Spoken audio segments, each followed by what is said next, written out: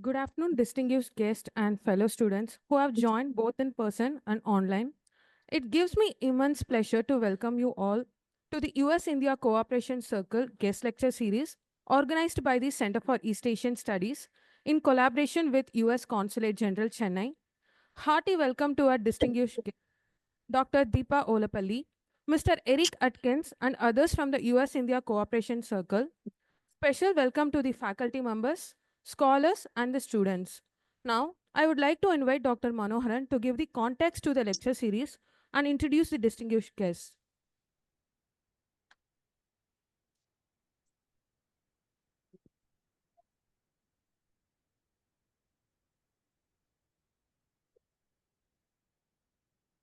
Good morning or good afternoon.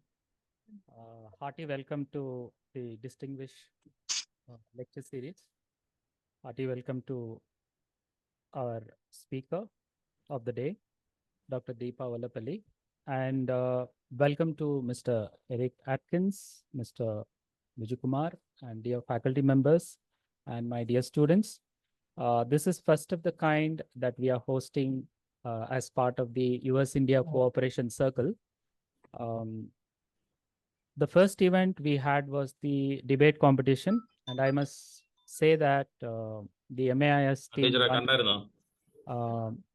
MAIS team won the first place in the debate competition that happened last month.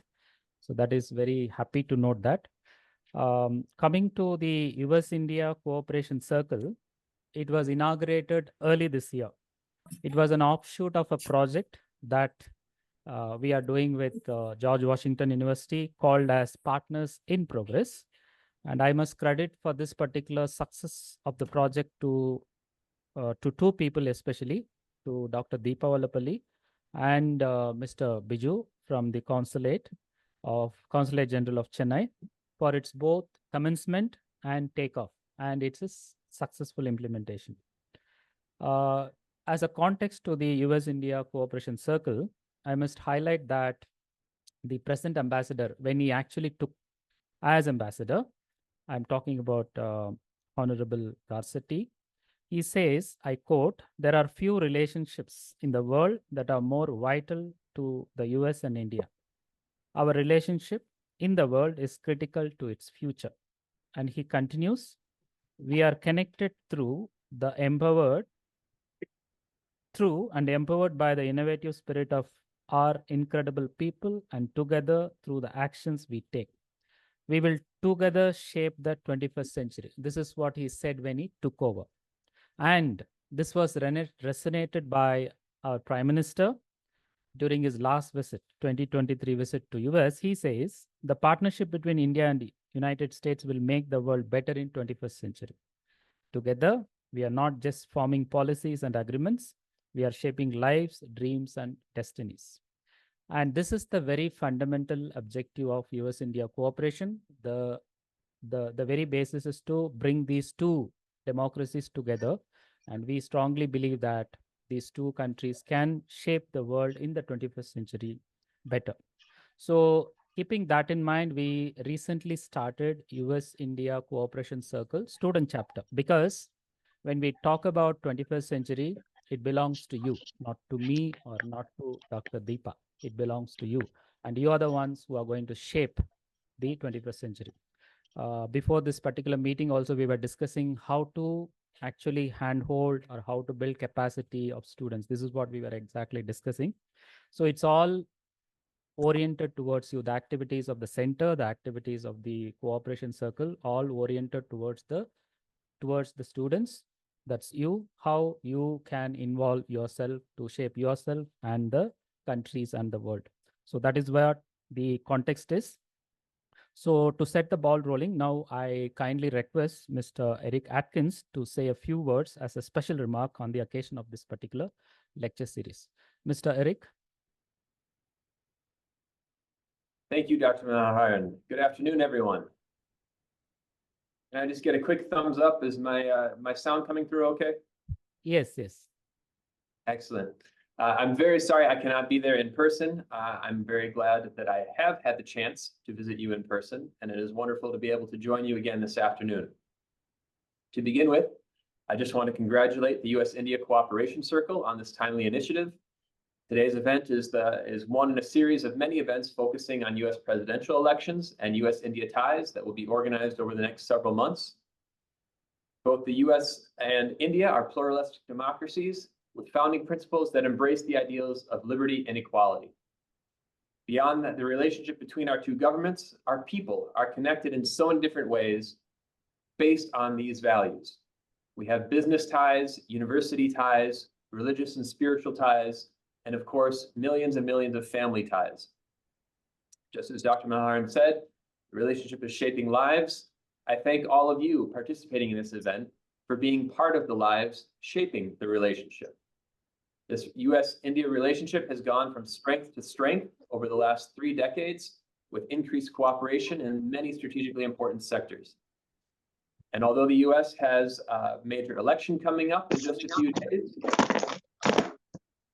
I'm very pleased that there is bipartisan agreement that whoever wins the election, the US-India relationship will only continue to get stronger because it is so important to the United States. Located at George Washington University and as director of the Rising Powers Initiative, Professor Deepa Ollapally is at an excellent advantage point to comment on both the US elections and the US-India relations. Thank you, Professor Ollapally, for joining us today, and I look forward to listening to your views. Thank you again for letting me join virtually from Chennai. Thank you, Mr. Atkins. We really appreciate the Consulate General for your wonderful hand-holding in whatever activities that we have been doing with the intention to build capacity of the younger generation. So USICC, that is US-India Cooperation Circle, will be closely working at the larger and the specific context to look at the US-India cooperation in the coming days. So taking elections into consideration, we'll be looking at closely the events that is unfolding because elections are slated, I think, 5th of November. We'll be looking at the electoral processes and how that is going to transfer of power and how that is going to impact India-US relations in the coming months and days. So in this regard, we are extremely delighted and glad to have Dr. Deepa Ollapally to give an outline of the topic that is outlined today is US-India presidential elections and its impact on US-India relations. So to quickly introduce her, Dr. Deepa Ollapally is a research professor of international affairs and director Rising Powers Initiative. This Rising Powers Initiative is a major research program that tracks and analyzes foreign policy debates in aspiring powers of Asia and Eurasia. Dr. Ollapally also held senior positions in policy world, including the US Institute of Peace, Washington, D.C., and the National Institute of Advanced Studies, which is based in Bangalore. She is the author of 5 books, including Worldviews of Aspiring Powers, The Politics of Extremism in South Asia, Energy Security in Asia and Eurasia, and Nuclear Debates in Asia, The Role of Geopolitics and Domestic Processes. With this short introduction, I kindly invite Dr. Ollapally to deliver her address.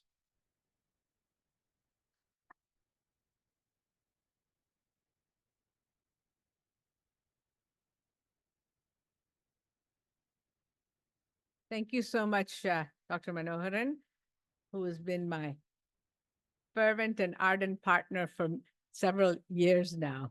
And I want to thank, it's always extremely pleasurable for me to come to Christ University and reconnect with the students. So thank you for giving me the opportunity. And I also want to give a special thanks to Mr. Atkins and Mr. Biju Kumar for their continuing support with the projects that Dr. Manoharan just outlined. So today I thought, we are on the cusp of the election in the US. And I don't like to make predictions, it's hazardous, but I suppose the trends are suggesting a possible upset, but I'm not going to say anything more than that. Maybe during the Q&A I can say something. But with that, let me just start the presentation here. And what I want to do is, if you could, yeah. Okay. I think I need to stand this way so I can see what I'm saying. So the question, what I wanted to say was, to start out by noting that something has sort of happened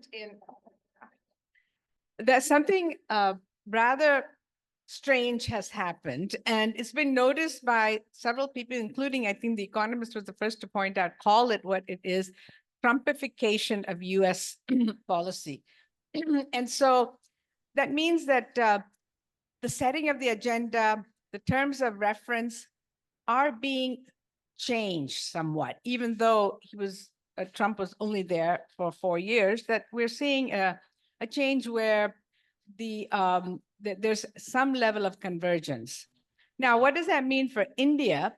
I think what Mr. Atkins just said is absolutely correct, that no matter who comes in, I think India is probably in one of the strongest positions right now. And this morning, I was looking at Twitter, X, and I saw that that the Ian Bremmer, who's the head of Eurasia Group, very well-known analyst, looked at the BRICS summit that just ended and said, India is in the best possible position among all the countries there. Everybody wants to be India's friend, and the US is number one in that. So what I'm going to do is, what is Trumpification doing to US foreign policy? Because this is both domestic and foreign that they're talking about. How far will Kamala Harris be able to resist that pull? And then what will the balance look like? And of course, what does this mean for India? I'll sort of take this one by one, but if I could go to the next one. So my summary, just to say it up front, is that there will probably be, no matter who comes, there's going to be some, what I call economic pains, but at the same time balanced by some technological gains. The anchor will be the strategic partnership that we're used to now for the last decade or so. And then what we talked about, the USICC, our focus on young India, what their expectations are. And finally, I think what we can predict is that Kamala Harris, if she comes in, it will be somewhat status quo. She's new. I don't think she's going to want to take some very bold, different steps from what has been. If she's elected, she's going to assume that whatever she did was working, or whatever Biden did. So it's not going to change. Donald Trump is Donald Trump. And so he's going to be unpredictable. And everything I say today could be overturned in a matter of days.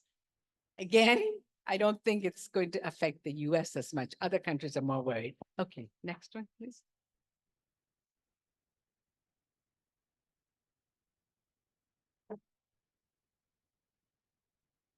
Okay, so what is happening in some sense is that there is a kind of a emerging move toward protectionism, okay, economic protectionism.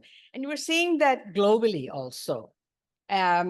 So, different countries in the West putting more emphasis on production at home, immigration concerns, and so forth. And here, I think India's biggest vulnerability that I see, whoever comes in, is on economics, okay? And that is because of all its trading partners, top 10 for India, India only has a trade surplus with one, which is the US. And that makes India stand out in US view as well. But for India, the vulnerability lies in the fact that its trade with the US happens to be the most diversified. So it has everything from engineering to labor, textiles, chemicals. It has electronics. It has a wide ranging. So it affects many, many sectors in India. It's not like Bangladesh where textiles, and you have to worry about that. India will have to worry about all of these areas. So just to even the movement toward what I call a new protectionism under Biden, we can already see it because just recently in Philadelphia, there was an announcement by Kamala Harris and Joe Biden that they were not going to allow Japan, one of the Japanese leading companies, to purchase US Steel, which is the biggest steel company in the US and which is in trouble. But it is seen as a critical sector of the economy. And so the question is, do you want to allow a foreign government, a foreign company to own that? Now, Japan is probably one of US's closest allies. So even Japan is not going to get a pass on that. So that shows that, there is a certain convergence between sort of this new protection thinking on both sides, Democrats and Republicans. So, okay, next one. All right, I'm sorry, I have a lot of, speaking of texts, I have a lot of texts up here just because I thought you could go through quickly. But technology cooperation is huge.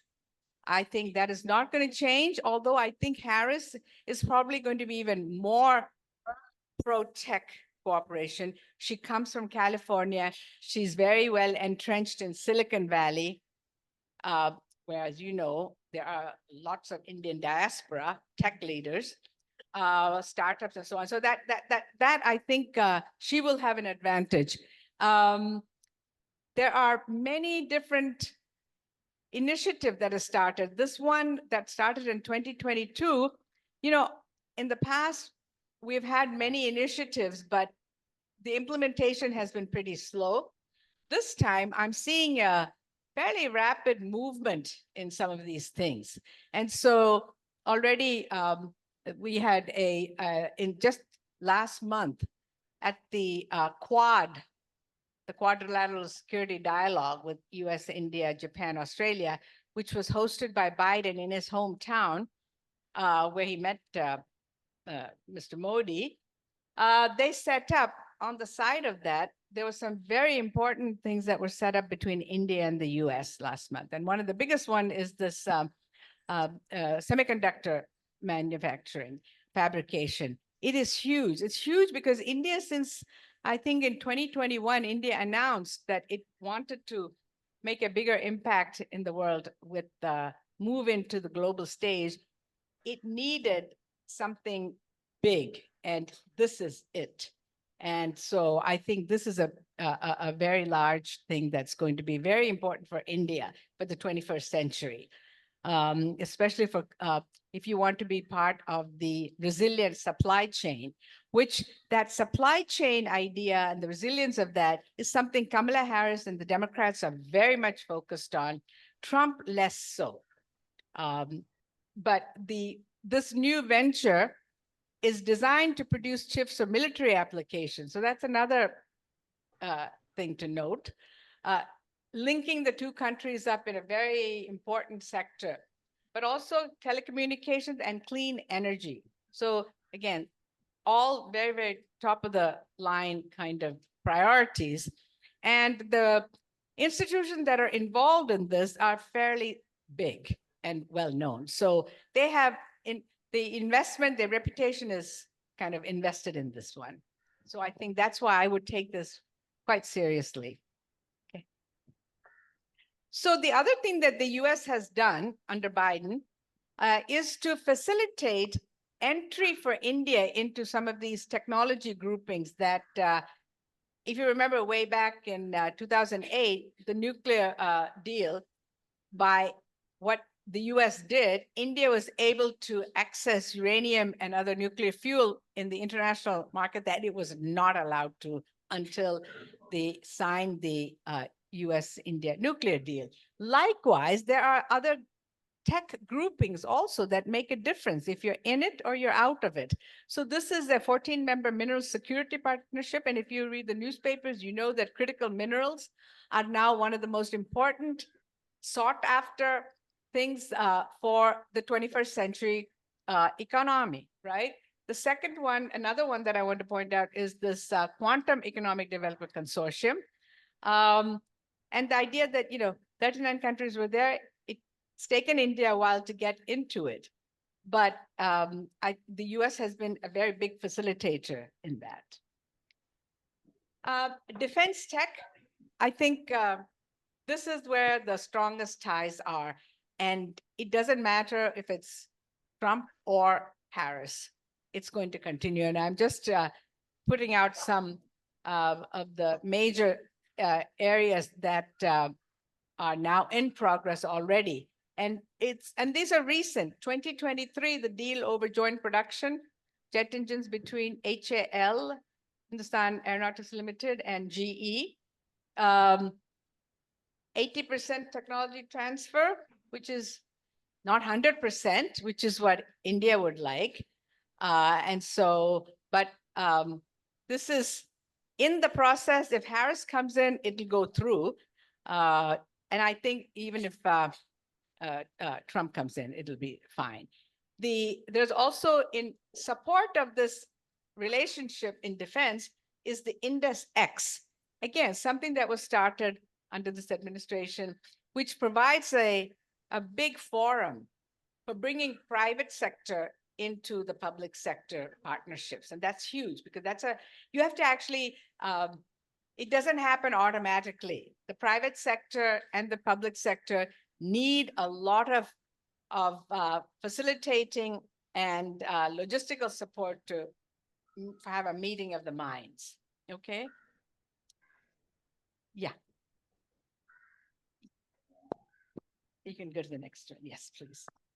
So, but before I get into clean energy, just one thing on the fighter jets. India, apart from the GE India deal, India is about to announce the 5th generation fighter jet deals. And they are looking for a supplier. This is huge because it's going to be in the billions of dollars. And right now, US and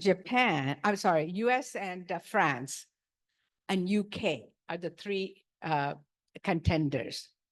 And from what I'm reading right now, France, Safran, the company, which has already some relationship here, has been offering up to 100% technology transfer. So they say, but that's how they're trying to distinguish themselves. The US is really going to be pushing, obviously. So this will be something that we should keep an eye on as to whether Harris or Trump will be more willing to be flexible on the transfer, and who will want to do it more.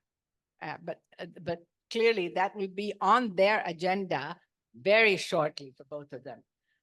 All right, so climate change and clean energy is another area that I think in a funny way, one can just imagine that the Democrats under Harris, this would be a huge priority for them.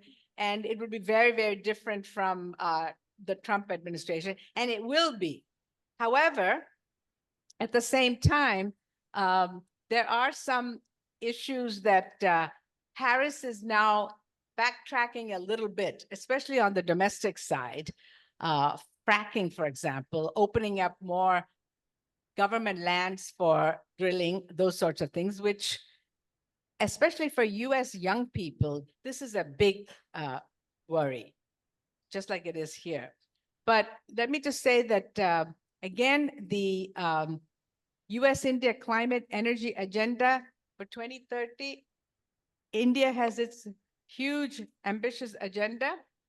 And if India, with the help of the US, is able to reach that, for the global agenda, clearly the US, it will be a delivered success. Now, that said, it'll be a success only if you think that you care about the success, which Harris will do, but Trump will not. And in fact, as we saw last time, the whole Paris climate conferences and so on, that was going to be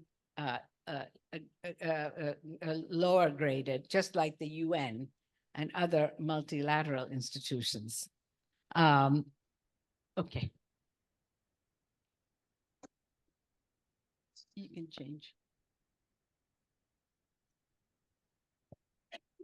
Yeah. So again, just last month, President Biden and Prime Minister Modi announced a new effort on clean energy. And this is it's a big initiative that they announced. What they said is that they're going to promote clean energy tech manufacturing and to promote partnerships in third countries, especially in Africa, which if they do that, globally, again, India will be able to have a bigger presence in the clean energy sector, which is one of the most growing sectors. The one little possible issue here is China's comparative advantage in clean tech, whether solar, especially solar panels, for example. China has a huge cost and some technology advantages. And in fact, China is investing quite heavily in green technology in the US, and that's coming under more scrutiny. With both Trump and Harris is probably going to come down much harder on China. But India has an opportunity here. But the one issue to be flagged is that the funding for this is actually going to have to come from the World Bank. And that's going to be a trickier because the $1 billion sounds like a lot of money, but you need much more. And it would have given you a lot more sort of vested interest if the United States had actually been the one putting more money into it. As I said, if Mr. Trump comes in, he doesn't particularly care much for the World Bank in any case. And I'm not sure that they're going to be pushing this project through the World Bank. India will have to do a lot of the heavy lifting if it's going to be, because it is through the multilateral institutions. On the other hand, the World Bank is looking to invest in these areas, and it would be a good and attractive project. So we'll have to wait and see. But one of the problems here is for bilateral funding is the fact that the responsibility when it comes to clean energy and carbon emissions, the developed countries and the developing countries, the global south, have disagreements about what the share of responsibility is for the climate change issues. And so they have stopped talking too much about it. And I think now the question is, let's try to deal with the crisis for their own reasons. India, for its own reasons, wants to invest and improve the carbon situation for domestic reasons. So there's no more point in having this kind of a debate or a discussion because it hurts you. So that's why I think it might actually work, because India is also very, very interested in it for its own reasons. Okay, so one question, and this question is something that I can probably ask you all, whether President Trump or President Harris will be better for Indian Gen Zers, people your age. As we know, India's population of young people is going to be the world's largest. 600 million people under the age of 24, okay? And by 2030, the estimates say that you need to have about 115 million jobs. That's not that far from now. It's 5 years from now.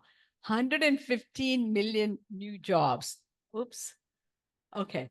And anybody who has studied this, economists to demographers have said that this is Herculean.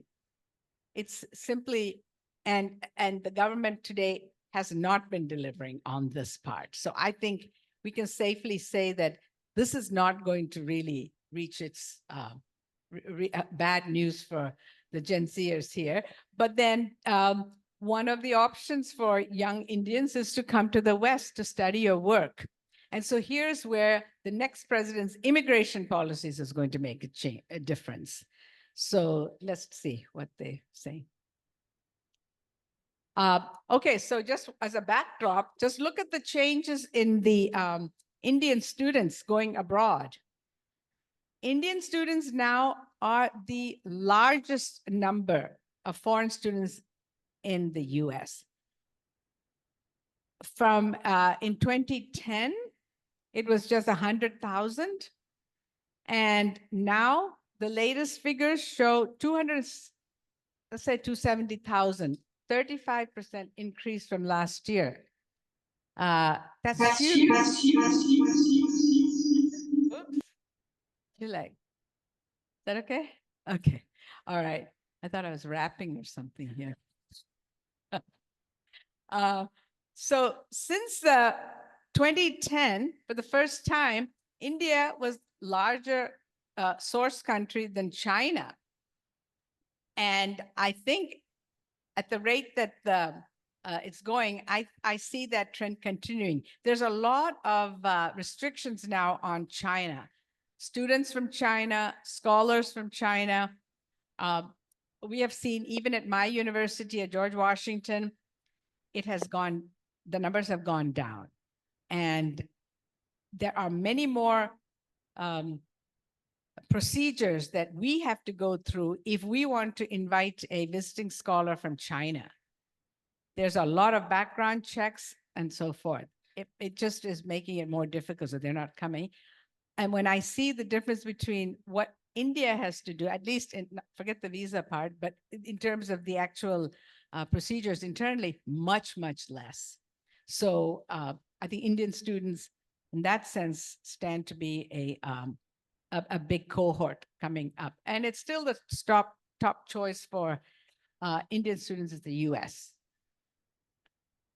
So when we did, this is from our project actually that we are still doing, the Partners in Progress project that we have.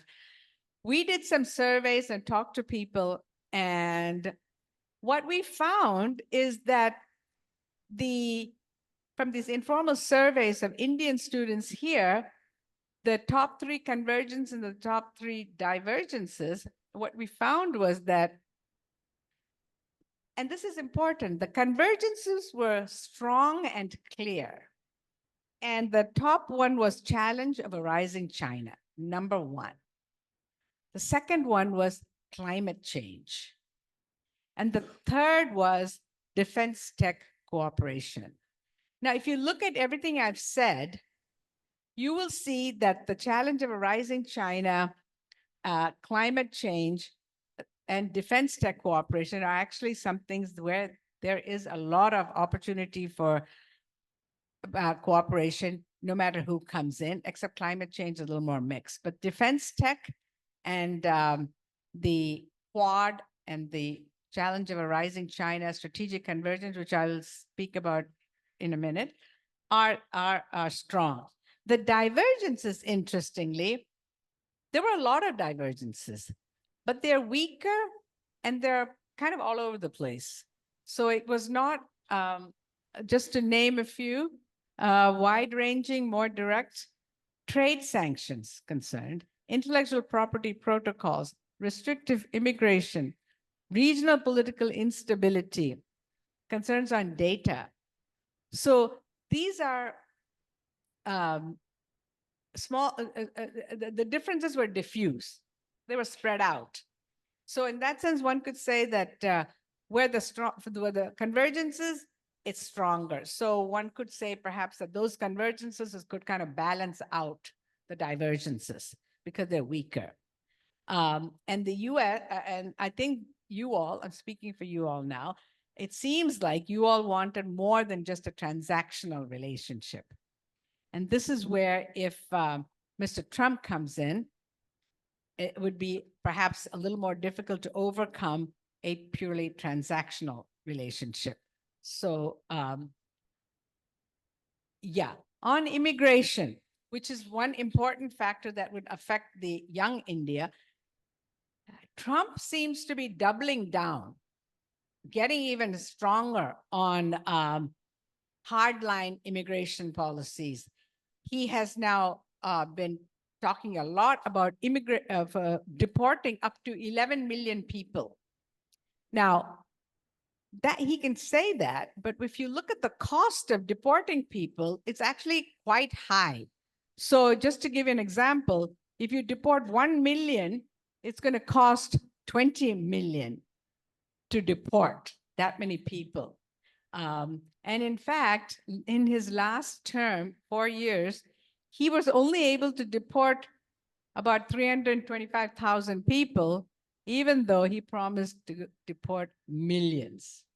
Of course, he tends to exaggerate, but he was thinking, I mean, this is quite a low number when you look at it. And that's because it's difficult, it's disruptive, and it's costly. And there are many, and this is one of the things that I would say you should study in the in terms of the USICC.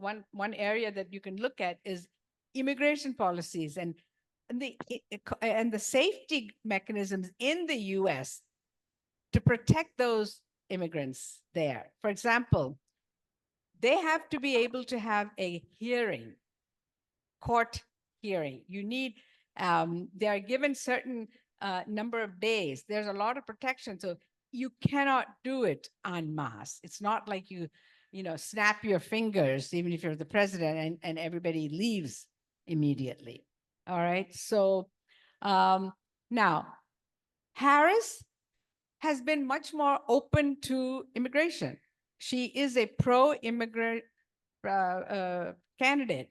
And of course, she symbolically, she talks about her immigrant parents all the time. That's one of the things that she leads with. And so symbolically, at least, she is committed in many ways to that. Now, she is very much focused on protecting undocumented. And increasingly, there are a lot of more and more undocumented Indians coming in through Mexico and so on. But generally speaking, the immigrants from India are different. They're high skill, economy impacting immigrants, global talent, which Harris in particular is pretty committed to. So I think that is something good. But she has one area which she has been silent on is a green card cap. And whether or not there will be a cap on green cards or not is an issue. She hasn't said that yet, but that will be important for people who are coming there working and then they want to stay on. Also, optional training visas, OPT. She has made some noises that would be expanded. So on this, I think there is a divergence between the two candidates. But here's this survey, the Chicago Council for Global Affairs, which is a very respected survey group. They did the survey, they do this so often, and it's quite good. They just did a survey last week, and here's the results of that. The number one foreign policy sort of concern for Democrats is climate change. More than three quarters of people put that as a major concern for them. And then look at the Republicans. Almost 80% worry is immigration. So which is why you can see how Trump is resonating very strongly with the public opinion. Okay. All right. So I think it might be my last. Is that yeah, go to the next one, please. Yeah. Okay. So just to finish off, I have just a couple of more slides here. I want to end on a note that talks about the strongest area. I've been talking about how it's been complementary on economics and then the difference, complement and convergence on technology, and then differences on immigration a bit. Here's, I think, the strongest convergence. Convergence between the candidates, convergence between US and India. and that is the strategic cooperation, the Indo-Pacific and the China challenge, which the Gen Zers here identified as the number one challenge for convergence between India and the US for you all too. So this is where it comes together. But I will point out that the new line of actual control agreement that was announced, I think, yesterday by Jaishankar between India and China is still questionable as to whether it's a game changer. I don't think it's a game changer. I think it has, what I can say is it has become normal again. It's a normalization of India and China. It's not a game changer in their relationship.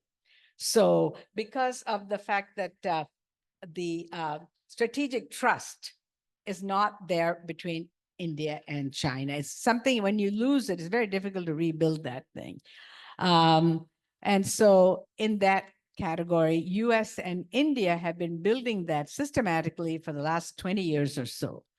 And that has, that trust goes a long way. When I talked about the resilient supply chains, there's a lot more attention now to having friend shoring, meaning technology cooperation and critical sector cooperation with partners and allies rather than others that they used to in the past. And so, which is one of the reasons is the China-US tech competition, which I think whoever comes in is going to have to continue to some extent in order for the US to avoid losing the balance of power, technological power, move it away from China as much as possible. They want to make it as much as hard as it can be for China. And that's in India's interest to do that. And India may benefit from that, even though India has issues with infrastructure and so on. The semiconductor fabrication plant agreement that they made last month is going to be a test case, I think. That will be one of the things that show how far India can benefit from moving away from chip manufacturing, for example, which now, of course, I think 90% of it is done in Taiwan, which is vulnerable right now. So I think that's why the US also wants to try to find other places for this thing. So I said that strategic trust over 2 decades, and also the high level institutional buy-ins, whether it's the defense, diplomatic community, the think tank world, the diaspora, there is just much more tie-ins and buy-ins. So even if you have controversial issues, there's a bedrock, it seems to me, of a relation that's be difficult to really to make it unstable as in the past. Okay, some of the controversies, I've just listed that. The CATSA, which is when India bought the S-400s missiles from Russia, there was a fear that India might get sanctioned. And that would really have set the relations back. But India got a waiver in 2022, just India specific. Indian abstention, the Ukraine situation, I don't need to say too much about that. The US has mostly looked the other way. Same thing with the imports of oil. There have been some public statements, but nothing more than that. Of course, US withdrawal from Afghanistan created a big issue for India, but everybody is sort of reassessing what to do about that. So everyone seems to be in the same boat. The extraterritorial operations, the extrajudicial killing and possible connections, that has been an issue. But at the same time, it has been, at least at the official stage, there has not been any open criticism. Now, with President Trump, he might say something, but I seriously doubt if he's going to allow that to be a huge problem between India. And we've already seen that. Canada is another issue, but I think you have to separate out Canada and the US in this arena. And finally, criticism of human rights situations. If Mr. Trump comes in, he will have nothing to say on this issue. If Harris comes in, I think she will feel the necessity to say a few things, to voice some concern, but it's not going to be a dominant theme. And I don't think it'll be more of a symbolic gesture. So that is not going to change. And I think also the elections here in June have actually taken the edge off of this. And the last point, I just end with what I started. Basically, this is where I see it. And so I think these are the areas, but overall, honestly, on balance, as I will just like to say what Ian Bremmer said, India is in the best possible position among many other countries who are actually concerned more than India needs to be. Okay, I hope I didn't take too long, but thanks for listening.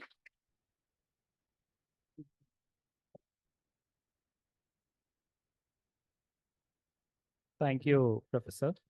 That was wonderful exposition of the topic, US elections, India-US relations. What is at stake? So what is at stake is she covered a lot of topics, starting from economics to energy, to immigration, to tech, and so on. So floor is now open. Those who have joined online, you are most welcome to raise your hands or put your question in the chat box as I am opening here for in-person question. Yeah, Aman. 1 minute. Aman, Kana, and then, yeah.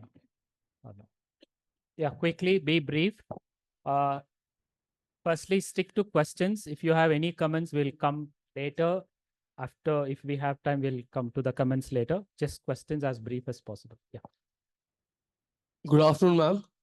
Ma'am, my question to you is that after the usage of the SWIFT system to punish Russia, which sends shockwaves across the governments of the world, leading to them buying more gold, I would like you to, on a scale of 1 to 10, currently how rattled is the US by the potential of the BRICS, as new countries have joined it, and are potentially 60 more countries are planning to apply, and especially as a safe haven for a lot of countries who are disappointed by US sanctions.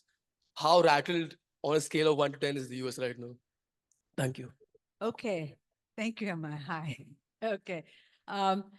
You said between 1 to 10?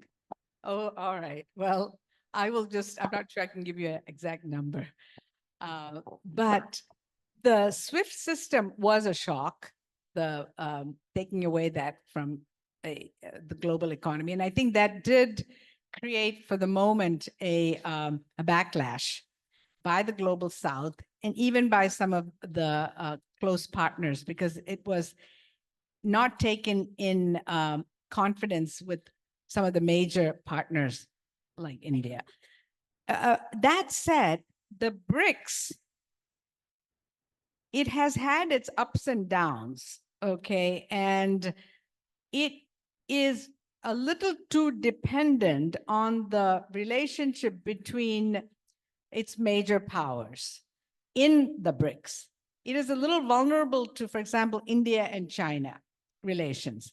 It just so happens that I think part of the reason that the BRICS, the LAC agreement between India and China came just right now, a day before BRICS, was partly to make it easier for India and China to actually meet. They had not met for, I think, 8 years or something, or maybe 5 years, Xi Jinping and Modi. So it has been mostly symbolic. And my own view is that the SWIFT, they have come around to various mechanisms to get around some of it, but they have learned to adjust also. I don't see And there are some options. India and Russia have been doing rupee ruble a bit. Trying to come up with a possible alternative to dollar is going to be very difficult because you'll have to accept the Chinese yuan. I mean, that's going to be tough. I'm not sure that, the 35% of the global economy is now in, I think, BRICS, those BRICS countries.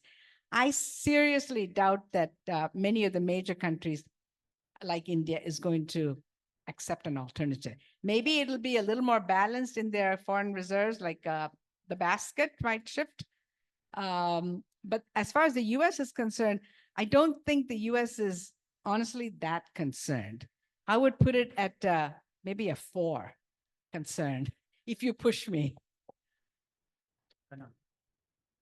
Good afternoon, ma'am.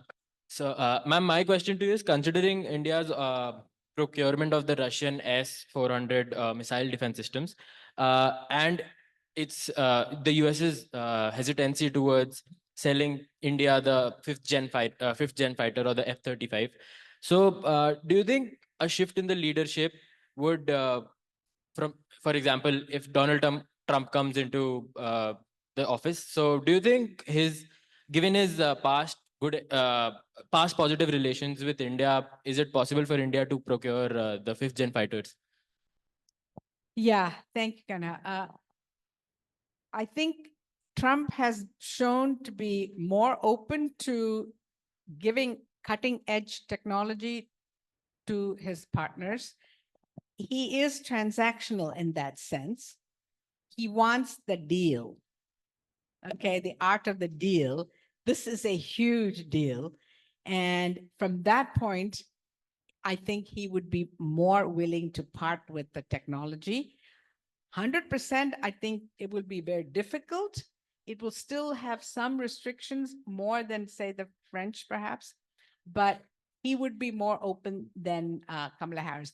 That said, Kamala Harris has also been very much a proponent of the Indo-Pacific and standing up to China. She's been very much vocal about it. So I think India is now a preferred partner of choice. India can certainly, I cannot rule it out, but I think it'll be difficult for anybody. But I think Trump has much more leeway to make decisions that go around the institutional and bureaucratic kind of issues. He did, but just generally speaking, India is getting much more sort of real-time intelligence sharing, for example, that Trump had actually initiated. So, yeah. Arno? Good afternoon, ma'am. Ma'am, two quick questions, one related to the American elections and the other one on a global level. Ma'am, the question related to the American elections is that I read a report, I read a news article from NBC saying that there are at least 14 states in the United States which don't require voter identification for voting in the presidential elections. Is it true, ma'am? And if it is true, then what are the implications for that? And the second question, ma'am, do you think the recent positive developments between India and China and the overall confidence shown in the BRICS summit, which took place in Kazan, is the consequence of what is happening in Bangladesh? For example, Peter Haas, who was the ambassador to Bangladesh till September, I think joined the Accelerate Energy company this month and led a delegation to Bangladesh. And after 4 days of yes, ma'am. Yes, sir. After 4 days of that delegation and that meeting, Bangladesh and the Mohammad Yunus advised government cancelled a deal Just question, please. Just question. We don't have time. Cancelled What a is your deal with question? India. So, do you think it's a direct consequence of that?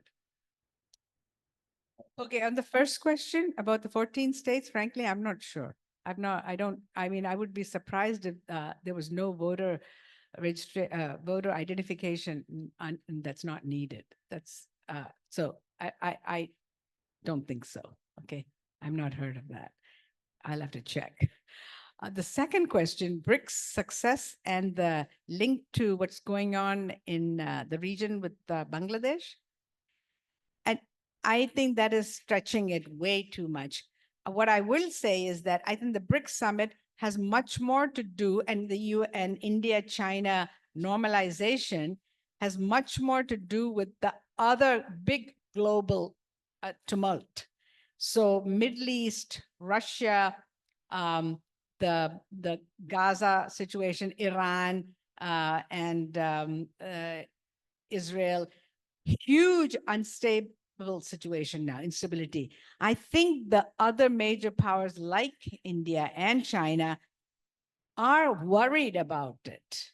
And so I think that the global geopolitical challenges that are concerning to every big country is probably much more connected to the BRICS, the success. Bangladesh, no. Okay, let's turn now to online and then we'll come back because they are waiting. We'll request Center for South Asian Studies, Pondicherry University, to ask your question. Good afternoon, ma'am. Am I audible? Professor Raju? Yes. Yeah, this is one of my students is going to ask. Yes, yes. Please, yeah. Please. Good afternoon, ma'am. I'm Kavita Shri, currently pursuing my second year master's in Pondicherry University at Center of South Asian Studies. I have two basic questions for you. The first thing is like, who do you think India will support in terms of its benefit in an Indian perspective? And the second question is, do you think the roots of Kamala Harris will play a major role in US election? Let me just make sure I understand. You said, which one will India prefer of the two? And will Kamala, being Kamala, help help help the two? Is that it? Yes, ma'am. Okay. So first of all, will Kamala being Kamala? Okay, Kamala, I think is really, it will certainly, there's the familiarity, there will be an ease with diplomacy. But beyond that, Kamala is American through and through. She is going to be tough on India if she has to. For example, I said she will be tougher on India on human rights and democracy backsliding more so than Trump. So, she won't hesitate to do that. So I think it's only going to help in a symbolic way. And I think it might help the diaspora in the US to see that someone of her, a brown woman can actually be the president of, and it might increase the image of US. But I don't see it playing a big part, honestly. The second part, who would be better? It really, I mean, India is not one monolithic state also.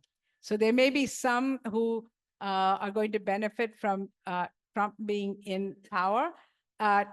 Trump likes to deal with strong leaders. So I think, and Trump also has more degrees of freedom to do things than I think someone like Kamala Harris. So the unpredictability of Trump might work to India's advantage, but I think diplomacy generally likes stability. You want to have certain things in place. So I think probably, if I'm pushed to say, probably a status quo, because it's been quite good so far under Biden and Harris. The partnership has only deepened. And I think that probably maybe, but as I said, I think the outcome will be different, but that's okay. Any more questions from Pondicherry University? Yes, sir, we have. Yeah, please.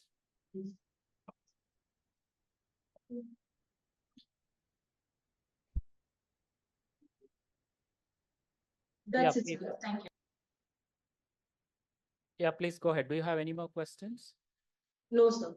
Okay, thank you. So there are a couple of questions from chat box, if I may, Professor, read out for you. One is about what are the views about India-US strategic cooperation in the digital economy, given the ongoing divergence about data-related issues? You want to take that? Okay. I think that's a huge question. Convergence and divergence in digital. I think that is not going to necessarily change whoever comes in, although I think Harris would be, I think, more open to any kind of digital cooperation and maybe trying to overcome it, because I think the Silicon Valley, the global tech companies want to do business in India. They are more willing to take into account Indian restrictions. If the Indian government has put some kind of restrictions on, then they will go along with it. If India wants to have its servers that the big tech uses to be in India, which is one of the big things, where the servers are located and who controls it, I think they'll probably have to go along with it just because they want to do business here. I think it's a business proposition. Okay, then there is another question, whether the trust deficit between India and US will improve in the context of India's improving strategic autonomy positions in foreign policy. It's your favorite question. Indian strategic autonomy is something that, of course, has been India's foreign policy obsession for decades. I think what has happened is that the US has become more socialized into that. And therefore, it understands it better. I think in the past, it was an absolute irritation. It was a huge frustration and a block. But understanding that autonomy drive, I think, has made a huge difference. And that it's taken time. But I think it's getting to the point where they understand that you need to give, for example, the S-400, the US gave an India exception. Why? Because it understood India is unlike other big countries. They have to do that. And so the US has done that. Okay, yeah. Hello, ma'am. This is Mandara, research scholar. So I wanted to know, Indian and Chinese diasporas being largest immigrant communities in US, how important role they play in this election and how far they can go in benefiting the home countries. Because when you see US and China has many divergent points, diverging interests, but they are one of the largest diasporic community and biggest trading partners. Whereas India has that advantage, but not much. It's working in our favor. So what do you think? How far can we go? That's a very good question. Actually, someone should do research on that. It's like the Chinese, interestingly, in the last, I would say 10 years or so, the Indian diaspora has become much more diversified in its in the jobs that are taken in the sectors they're involved in. So everything from journalism to entertainment to science to politics, Indians have taken off. And it's a very large presence, okay? Chinese Americans who have been there much longer and more deeper have had influence in the past, but I think they're facing headwinds right now. Because of the US-China relationship, it has had a real chilling effect on, starting with something silly like the COVID and anti-Chinese reactions on the street, okay, to that. But now, as I said, even for Chinese scholars to come to the US, for US students to go to China, in my own institution, the Seeger Center for Asian Studies, we send students to do Mandarin language. Almost, I would say 80%, 90% used to go to China to do that. Now, huge shift. The students are not going to China, they're going to Taiwan or Hong Kong.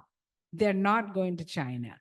And so it's something that is, so the difference is that the Chinese diaspora are actually having greater difficulty in having joint ventures also with China. So the India it's an open, much more open system there. And I think that's just going to, if US-China relations and technology competition continues, India's, you're going to see one going up and the other going down in terms of diaspora influence and flexibility, what their options are. Okay. Any questions here? Ashwin, quickly. We have a couple of questions online. Good afternoon, ma'am. My question was regarding Tulsi Gabbard joining, supporting Trump recently. So, if, for example, hypothetically speaking, if Tulsi Gabbard were to join a future Trump cabinet, how would her policy would be like totally, if, like comparing to current Kamala Harris as vice president? How like her policy would be like to India-US relations? Like, would it be totally different to Kamala Harris right now? Since Kamala, since she has a very non-interventionist policy and like totally different. I think toward India, Tulsi Gabbard's position might not change, but I think she, as you mentioned, non-interventionism, I think she probably feels that there'd be less wars under Trump than actually Kamala Harris right now. I think, she would support things like, would have supported things like pulling out of Afghanistan, which was a Trump policy actually, and so on. And so foreign policy, I don't see a huge difference. I think Tulsi Gabbard is really not going to be a big factor in that. Okay, a couple of questions, maybe mostly to do with what Trump would do. Are India's recent policies of data localization, e-commerce and competition policies being perceived as protectionist? If yes, what are the consequences for US-India cooperation? Okay, yeah. So Trump is also known for doing tit for tat policies. So if India takes a step that looks like it's being protectionist and difficult for the US companies, I can imagine Trump doing something maybe, exactly to respond to that. And he would even call it a tit for tat policy. You do something, we'll hit you. And so it could be in trade. He's already said in a speech in Detroit, I think last month, no, not 2 weeks ago, he called India the worst charger of tariffs. He said India was the worst in the whole world in terms of charging tariffs on imports. And so, as I said, India does stand out in that sense. So yes, I think it would be more vulnerable under Trump. All right, there is one more question from Ravi Bera. What is, of course, you touched this in passing. What is the US public perception about immigration? Are majority people pro or anti? Yeah, I think, I think the Republicans have a very strong, clear thing about on illegal immigration. Now, I think we have to separate out the kind of high skills and the tech workers coming into the US versus undocumented workers. That said, there is a shift, and this is not just in the US, but Western countries all around. You're seeing more anti-immigration political parties that are winning and gaining support in Europe. Same thing, as I said, even Harris cannot be completely progressive on open immigration. She is having to tread more toward the Trump position a little bit because there is a public perception has been created wrongly in many ways about immigrants taking US jobs and flooding the US and that we don't have enough regulations in place, that we're too easy. It's a public perception that has been created over some time that Trump was one of the main persons to lead that last time. But it's sticking. It's one of these things that people hear it, they don't really check all the factors. They're willing to accept it. So I think it is a problem. Thank you. Pondicherry University, you have any questions? Yes, sir. Yeah, please go ahead. Good afternoon, ma'am. I'm Vanita from Pondicherry University. So, my question is that the assassination attempts on the Trump, do they change the narrative of election? Like any assassination attempt on a candidate in an election, do they change the narrative, or do they change the direction in which the voter are gonna vote? Does that happen? Oh, you're talking about the assassination attempt against Trump? Yes. Yeah. Yes, in the first attempt, because there was there might have been a second one, which wasn't written about too much. It seemed as if it was an issue that he could really gain from, in the sense of, it was a pretty brazen kind of attempt. And initially it was seen as something that would suddenly put Trump in a very different light, that there'd be a sort of public sympathy, and it fit his image, what he wanted to be seen as, sort of this guy who stood up to even an assassin's bullet kind of thing. And you saw all those images where he was sort of standing tall with his fist raised in a, not to give up kind of thing. But surprisingly, it has sort of, the news cycle, it was not kept, it was not, the news cycle didn't keep it up. So it kind of went out of people's memory. And, he might say that the mainstream media did not want to give him the publicity for that, and that they were consciously keeping it away. Could be true. But the point is that I don't think ultimately it made a big difference, as one would have thought. And maybe the election was a little too late. If it was very soon, if it was 1 week later, yeah, maybe it would have helped. But anyway, it hasn't done a thing for gun control. All right. Thank you. I think we should bring the questions to a close. Let's give the speaker a big round of applause.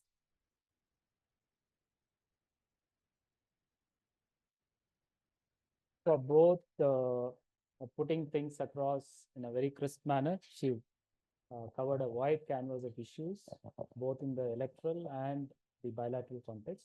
And also she took all the questions. She accommodated all the questions. Thank you, Professor, for that. And I must thank the audience whoever joined online and here. Now I request Avishka to formally propose the order.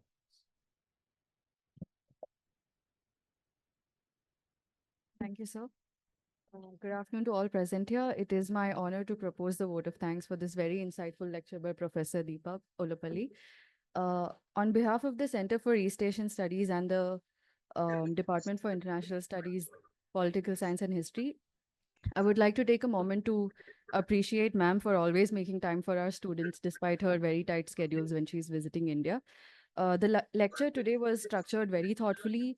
Ma'am, you touched upon the Trumpification of American policies, how Harris handles these challenges in this election season, the balancing act between the candidates, and also the part that all of us were very intrigued about, which is how this impacts India. I believe when I speak for the group gathered here, when I say that all of us were very captivated by every part of the lecture. Once again, I extend my deepest gratitude and thank you for spending this afternoon with us, and also for patiently answering all our curious minds. I would also like to thank Mr. Eric Atkins. Thank you, sir, for joining us virtually and sending your support from the US Consulate in Chennai. And I also like to thank Pondicherry University and all our online participants for joining in today. Lastly, thank you faculty and our students for coming and making this an interactive and fun session. Thank you. Thank you to all of you.